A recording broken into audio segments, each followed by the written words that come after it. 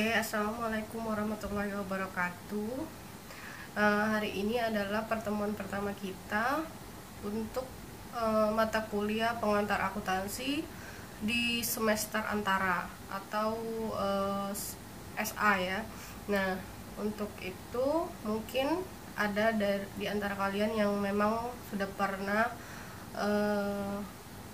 saya ajar, tetapi mungkin ada juga yang mungkin belum pernah atau belum sama sekali mengikuti mata kuliah saya. Perkenalkan, nama saya Ibu Yusi Resita Pajaria, bisa dipanggil Ibu Yusi. Untuk kali ini saya akan mengajar mengenai akuntansi pengantar atau pengantar akuntansi pada semester antara di UIN Raden Fatah Palembang. Nah, karena ini pada saat ini kita masih kuliah online dikarenakan adanya wabah COVID-19 atau corona.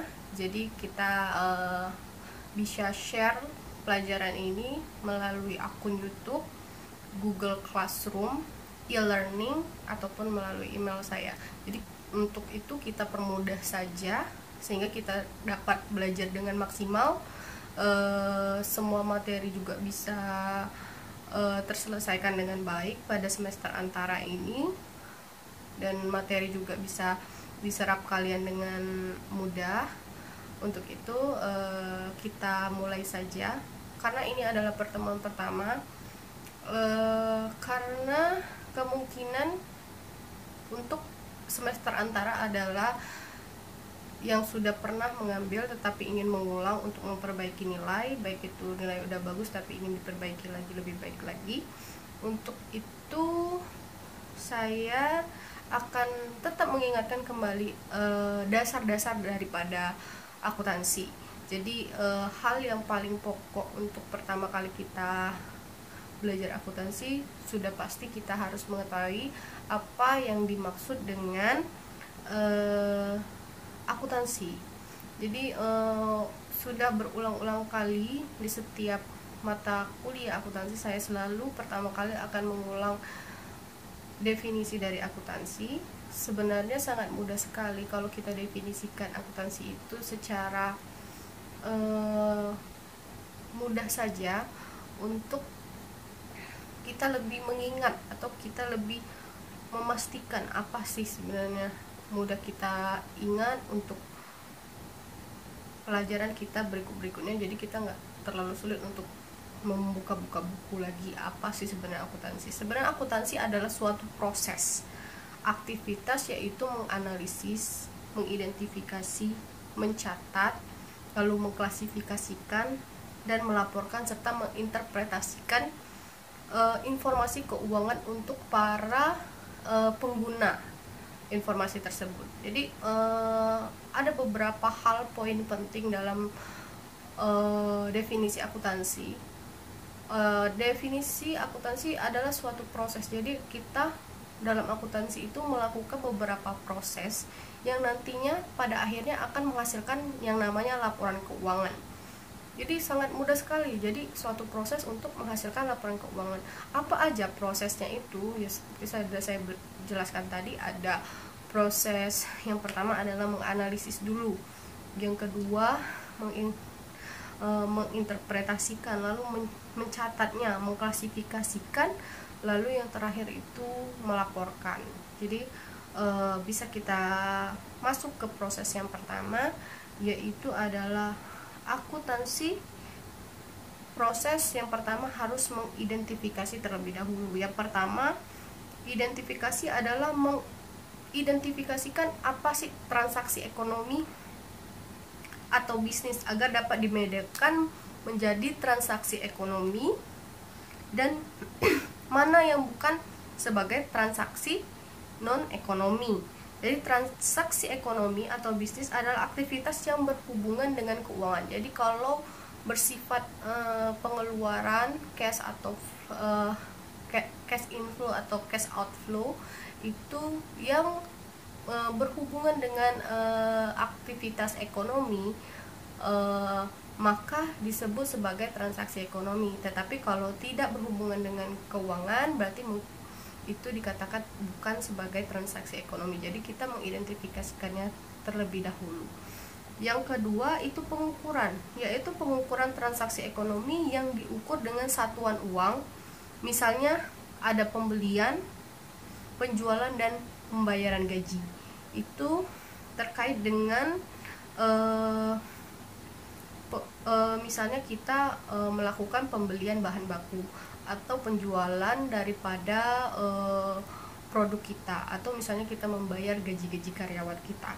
Lalu pencatatan yaitu kegiatan yang dilakukan di media yang namanya jurnal, atau bisa kita sebut sebagai jurnal umum biasanya.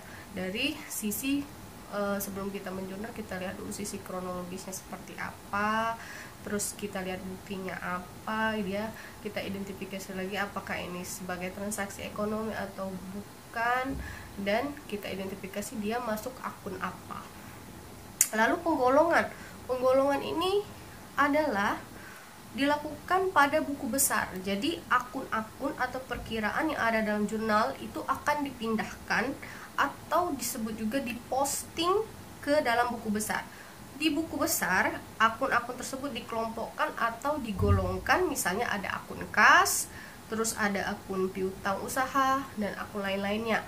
Misalnya persediaan, ada akun misalnya akun perlengkapan, dan lain-lain. Jadi pos-pos tadi di akun-akun tersebut diposting menjadi kas, masuk ke buku besar kas. Terus kalau yang piutang dia masuk semua ke akun buku besar piutang. Lalu untuk persediaan juga masuk ke akun besar persediaan gitu. Lalu selanjutnya ada pengiktisaran, yaitu menyajikan informasi yang telah digolongkan dalam buku besar. Jadi semua yang di dalam buku besar kita iktisarkan ke dalam neraca saldo. Nanti di neraca saldo bisa dilihat berapa sih kasnya, lalu berapa piutangnya, berapa persediaannya, berapa kewajibannya, berapa ekuitasnya, dan berapa asetnya. Itu bisa dilihat semuanya di akun buku besar setelah diiktisarkan daripada buku besar ya. Nah, selanjutnya yang paling terakhir setelah kita mengiktisaran adalah pelaporan. Sebenarnya setelah daripada pengiktisaran, pembuatan neraca saldo, nanti biasanya ada AJP atau ayat jurnal penyesuaian di akhir periode. Nanti semua akun-akun yang mungkin harus disesuaikan dulu sebelum akhir periode. Misalnya adalah 31 Desember, jadi sebelum 31 Desember kita buat jurnal penyesuaiannya dulu. Nanti setelahnya baru kita bisa membuat laporan keuangan, membuat neraca saldo. Setelah penyesuaian baru bisa kita membuat laporan atau pelaporan, seperti pelaporan, yaitu pelaporan adalah informasi akuntansi yang berupa pelaporan keuangan yang ditujukan pada pemakai laporan keuangan tersebut. Jadi kalau misalnya sudah kita membuat laporan keuangan, kalau laporan keuangan itu ada 5. Biasanya laporan keuangan terdiri dari laba rugi, terus laporan ekuitas, laporan posisi keuangan, terus ada arus kas, dan catatan atas laporan keuangan. Jadi semuanya 5 ini akan mencerminkan apa sebenarnya kondisi daripada perusahaan. Jadi kita bisa lihatnya dari situ.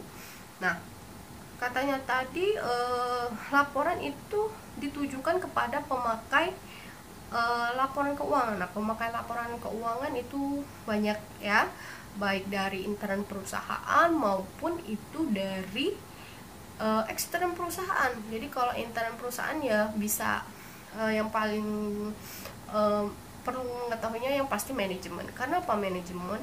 Ya karena manajemen itu penting sekali mengetahui apa sih sebenarnya kondisi perusahaan, apakah menerima laba atau malah rugi. Begitu juga ada pihak intern, bisa karyawan, terus banyak ya, karyawan, terus pemegang saham juga bisa memerlukannya, terus dari pihak ekstern juga bisa seperti pemerintah, kreditur, debitur. Banyak sekali yang memerlukan laporan keuangan itu untuk mengetahui sebenarnya apa kondisi yang terjadi di dalam perusahaan selama misalnya periode tertentu. Misalnya dalam untuk laporan tahunan, untuk laporan keuangan tahunan berarti mencerminkan kondisi keuangan selama 1 tahun tersebut seperti apa. Jadi informasi tersebut sangat penting sekali bagi para pengguna atau pemakai laporan keuangan. Terus kita setelah mengetahui yang namanya akuntansi itu apa, sekarang kita lanjutkan ke persamaan akuntansi. Jadi persamaan akuntansi itu adalah aset sama dengan ekuitas. Jadi aset sama dengan ekuitas. Jadi kalau misalnya kita tarik lebih panjang lagi, kita jabarkan lebih panjang lagi, aset sama dengan kewajiban ditambah dengan ekuitas. Jadi dari posisi kolom sebelah kanan dan posisi kolom sebelah kiri itu harus ditambahkan sehingga bisa mendapatkan yang namanya persamaan akuntansi. Jadi kalau misalnya aset sama dengan kewajiban ditambah ekuitas atau equity, kita bisa membuat yang namanya persamaan akuntansi atau menghitung persamaan akuntansi.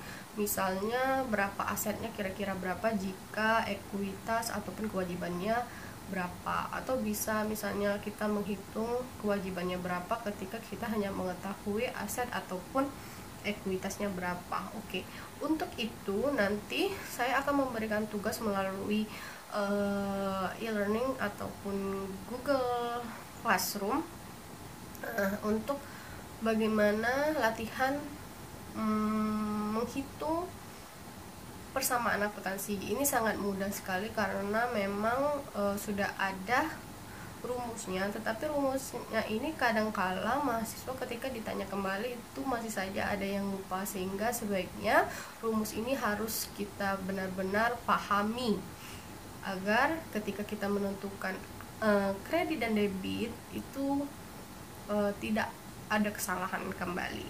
Nah, sebelum kita memasuki setelah kita memasuki persamaan akuntansi, ada baiknya kita mengenal lagi mengenai akun-akun daripada akun-akun yang ada di akuntansi ya. Yang pertama itu ada akun aset lancar atau current asset.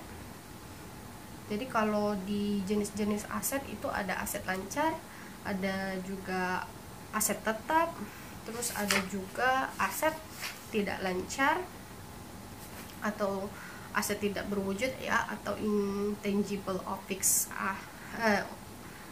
asset ya. Lalu ada aset lain-lain atau other asset. Nah, jadi yang pertama jenis-jenis aset saya jelaskan. Yang pertama itu ada aset lancar atau disebut sebagai current asset.